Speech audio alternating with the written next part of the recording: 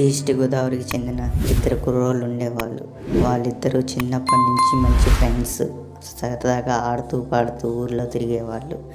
అనుకోకుండా ఒకరోజు అడవికి వెళ్తారు. అడవిలో ఒక విచిత్రమైన బాల్ కనిపిస్తుంది. ఆ బాల్ని పట్టుకోగానే ఒక విచిత్రమైన ప్రపంచంలోకి వెళ్ళిపోతారు. అక్కడ వింత జీవరాశులన్నీ కనిపిస్తాయి. రెక్కలున్న జింకలు అన్నీ విచిత్రమైనవి కనిపిస్తాయి. వాళ్ళతో సరదాగా హ్యాపీగా ఉన్నారు. కానీ వాటికి చిన్న సమస్య ఉందని వాళ్ళకి అర్థమవుతుంది.